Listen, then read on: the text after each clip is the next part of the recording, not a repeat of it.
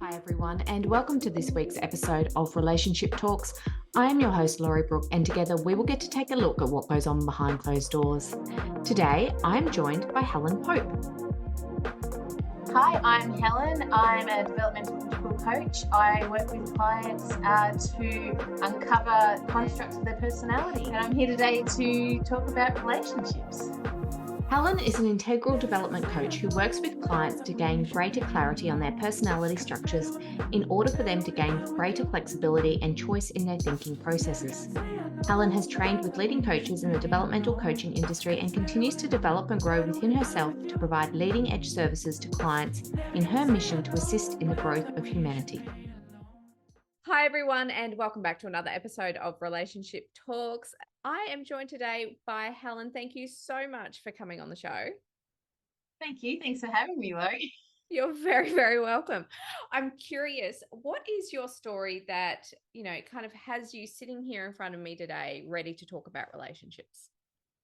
I guess for me, the ultimate relationship is one with self. And given my unique upbringing, so I was born out of an affair. And so this need and drive to feel like I'm good enough in the face of for my father to acknowledge me, which didn't happen, has affected my relationships, both with men and in general, in this need to be liked and wanted and desired. And so the work around the relationship element really for me is actually my relationship with myself and learning to have a relationship within myself so that therefore this drive and need to belong around others doesn't have me as such, and that I can just form the connections as they are, rather than in some ways tempting to control them and to develop them so that I'm wanted and desired. Yeah. Long, or I suppose what got you to that point though to realize that that is what you needed to do, was to create that solid relationship with yourself?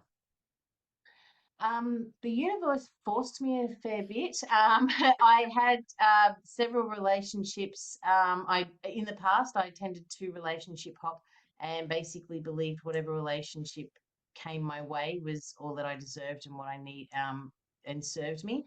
And then I ended up becoming, through doing some personal development work, realized the relationship I was in wasn't serving me, and so um, ended that, not realizing that it would take me on a journey of being single for probably 8 years or so, or maybe not quite that long, but um, yeah, and then really starting to focus on myself and becoming happier within myself in the relationship. And I then ended up forming in another relationship, not last year, the year before, in 2021. And all having believed that I'd worked through those issues and then seeing the same patterns actually arising in my drive to be part of the relationship and make it work, I forgot about my own needs and my own self, and focused solely on the relationship and ignoring the issues that were around that relationship, not necessarily him, but in the face of that and my contribution to that. And then that ended rather suddenly, which was a big shock for me, in that space. And I was actually a bit of a catalyst for it ending. And so, having done the work, and coaching work previous to that, I realized in that moment, of in the space, when we broke up, I was like, well, there is no failure, there is only feedback. And so I really looked at what was going on for me and really dug deeply into my own self of how I contributed to that relationship breakdown and how I contributed to that relationship in the face that it was, rather than doing, what I'd done in the past, is go, this is your fault, this is what you've contributed to this, but really looking at the actions and going, okay, that's a behavior I didn't like, but yet I accepted it. And then what was the meanings behind that. So it's really, yeah, focusing on those elements and focusing on myself and my needs and how that showed up in the face of relationships. Yeah, so it's a slow work, it's an ongoing work as well. So yes. It is. And I know from the work that you do now that it is very much looking at the patterns of behavior that people have and looking at how we can change our responses so that we're not falling back into the same patterns. But that has been a journey in and of itself to get you to there, to get you to be doing that work. What started you on your personal development journey? Oh, if we go right back to probably, I couldn't tell you what year, maybe 9, 10 years ago now, probably 10 years ago, I had somebody that I had feelings for quite a number of years and developed, and I had this belief that at some point in the future we would end up being together. And then he ended up telling me, in his words, that he had basically manipulated me for the things that would be on again, off again, and because my what we call my map of reality in my brain didn't line up with that, I was just crushed. And then my girlfriend took me to. She's like, "I've got somebody to see," and she'd suffered a loss as well, and so I started doing energy work and kind of going and having some energy sessions to really start to shift those things, which worked a little bit on reframing and progressing through those elements. And then through that work, I became more in a line with and aware of who I was and what I wanted to be. And then from there, I ended up finding an NLP course, neuro linguistic programming course, which started to dive into, which went a little bit deeper than just NLP, but talked about integral theory work. And so through that, I've done a lot of courses through them, went through the Enneagram, and done just continuous personal development. And it's sort of become a bit of an addiction in some ways now. It's I've started down the rabbit hole, and I know that it's a never-ending rabbit hole. But I feel, yeah, just keep going back. There are times it's like, oh, I'd love to be asleep again.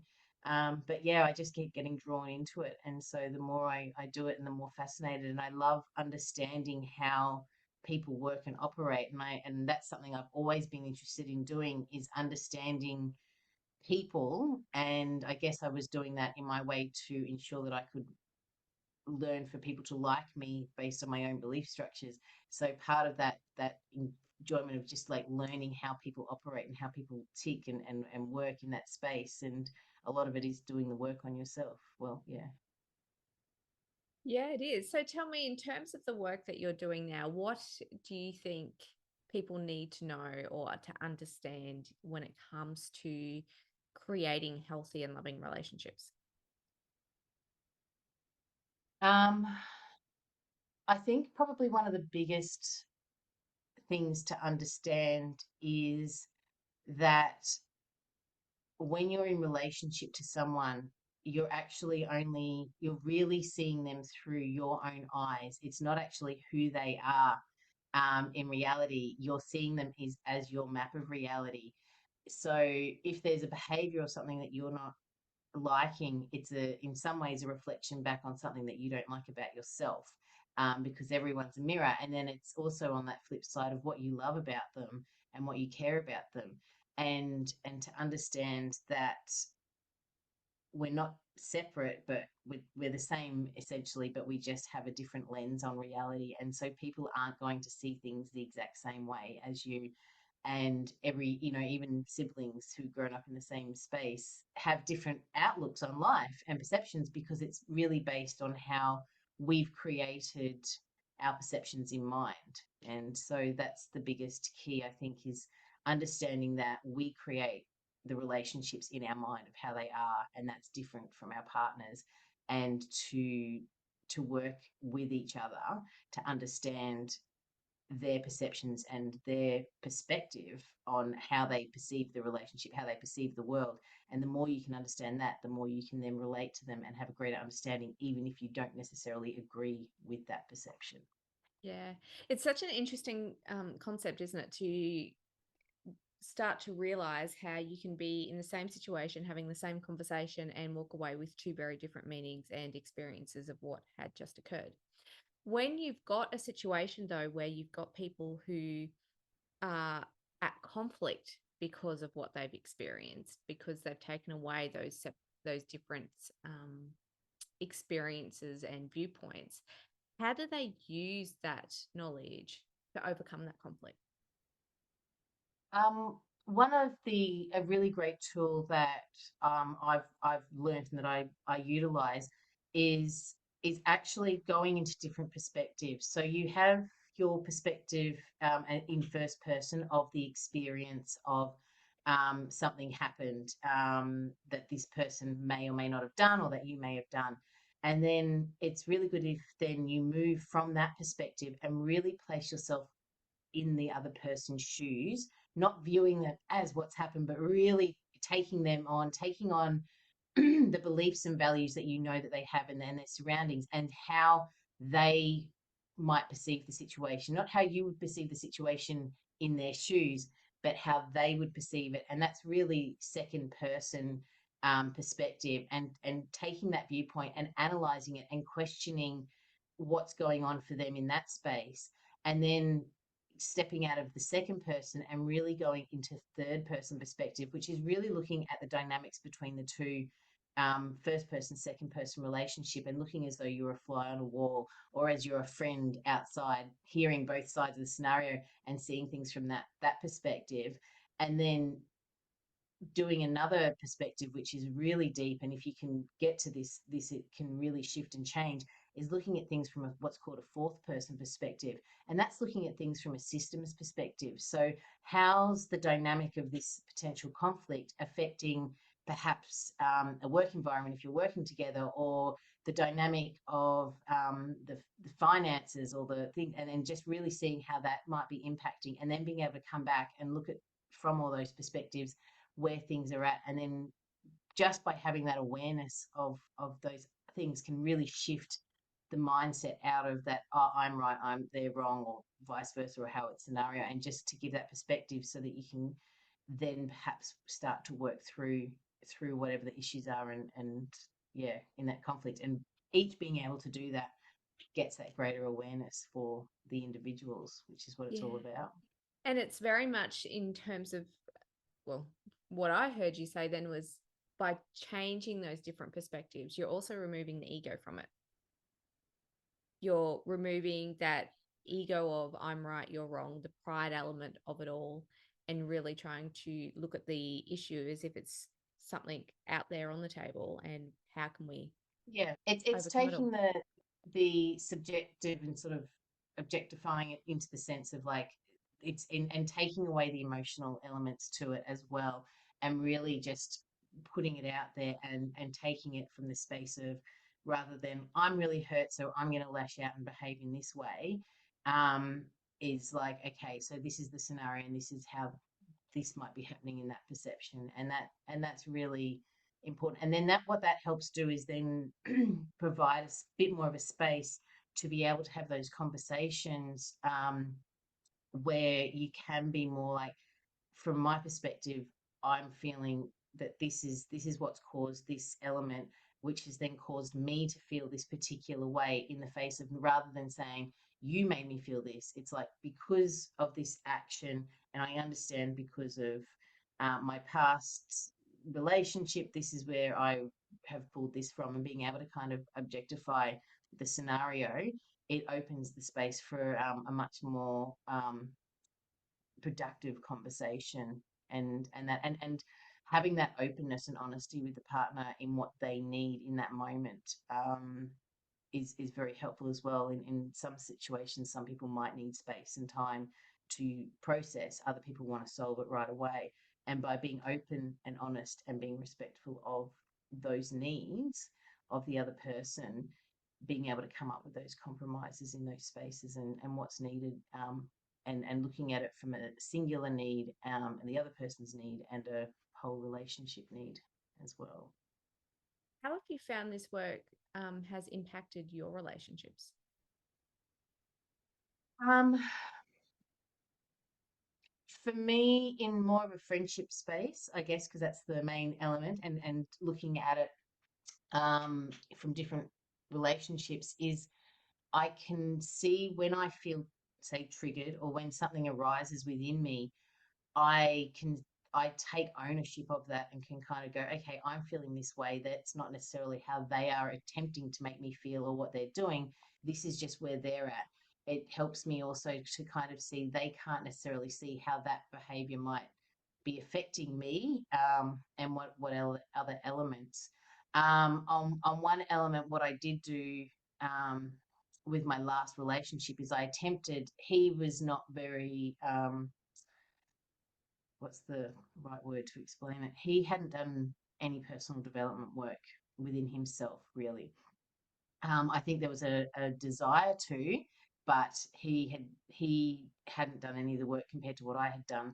And in that sense, I was trying to draw that out of him, and then he wasn't ready or prepared or had the awareness to do that, which was caused some of the issues as well. And then in some ways, I took too much ownership on, this isn't working, this is all my own stuff, rather than taking those other perspectives and going, okay, this is where he's at. And so therefore he's not going to be ready. And yeah, and the self-reflection's a big one. But yeah, it's just given me a bit more time, space to be able to pull back and go, okay, I know that's not what their intentions are or how they're perceiving it. This is just what's coming up for me, and I can see that that's where that's at. And so then it gives me that space to be able to respond potentially differently. Yeah. Yeah, it gives me more choice in my response to others. So when you find that you are being triggered, how do you, I suppose, um, take that pause to make sure that you're responding and not reacting? Um, in the moment, sometimes at times it doesn't always work if it's face to face in that moment, and there's a full acknowledgement that it's a work in progress, and it takes time, it takes practice. Um, it's it's really seeing it as it arises and acknowledging. So, for an example was, even today, I was doing a talk and I'd left all my notes at home, and I went to go and talk, and I just ended up freezing for a period. And I felt all the nerves and all the things that I would normally feel that would set me completely off. And I saw them and I was able to recognize and go, okay, that's those. And so I just went, okay, I need to stop and pause.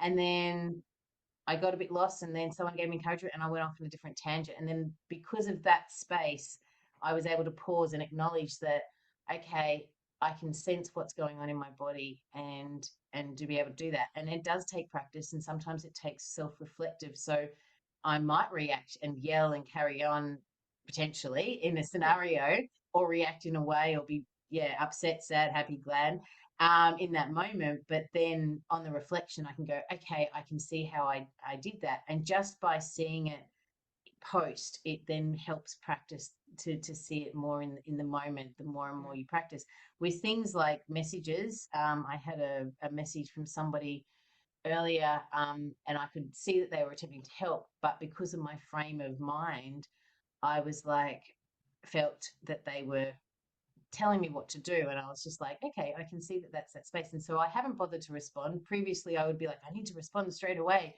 Otherwise, they're going to believe this. But it's like, no, I'm just going to give myself the space, because I can see that that's a trigger within myself, and that's not how they're intending on doing it. And I don't need to respond until I feel ready to do that. So yeah, it's the practice, and it's just learning to recognize as those things are coming up. And that takes time. Yeah. It Really, doesn't mean you're it's really what it perfect, does is. it? Yeah, I think that's an it's not an important thing. instantaneous fix. It's not like, oh, I'm aware that I have run this pattern, now, so now I can fix that, and now it's going to be perfect. It's this constant, oh, there's the pattern again. Oh, there's the pattern. Oh, that's right, I was playing that pattern out then. And just and setting the intention to be aware of it. And the more you set the intention to be aware of it, the more it will become more habituated to be able to see it sooner and sooner, until you do have that space within your mind, and that thought to go, oh, I can see that starting to come up now. Okay, let's just, how do I want to react? Do I want to react as I am right now, or do I want to pause? And it's about giving yourself that choice. Yeah. Yeah. And I think forgiving yourself, I say that word, but also just loving yourself through it when you do make a mistake, or when you don't respond the way that you wished you had in hindsight, and Yes. going, you know what, I can do better next time. It's okay. Yeah, it's a real acceptance, taking the space to take that, to be the acceptance. And that's where that saying that I really love is, there is no failure, there is only feedback, is great. Because, oh, I reacted that way. That's not a failure. That's now, I've actually seen it and I can see the pattern. It's showing that to me again. And the other element is there's this element of, yes, loving oneself, which can be really hard to do in certain moments for a lot of people who will beat themselves up about it. So the other intention that I really like the idea of setting is set the intention to love yourself more, because you might not feel like you can love yourself, but you've got the intention to love yourself. Therefore, it's going to manifest more rather than trying to resist it as well. Yeah. Yeah. Thank you so much for coming on the show. I've had a really lovely time chatting with you today. All right. Awesome. Thank you. Thank you so much Awesome. for having me. That's okay. Awesome. Thank you so much, Helen. And thank you so much for listening to this week's episode of Relationship Talks. If you can, I would love for you to jump on and leave a review. And whilst you are at it, don't forget to like and subscribe to our YouTube channel. Please join me again next week when we get to take a look behind closed doors at someone else's relationship. But until then, I am your host, Laurie Brooke, and remember, the choice is yours, so make today and the week the very best it can be.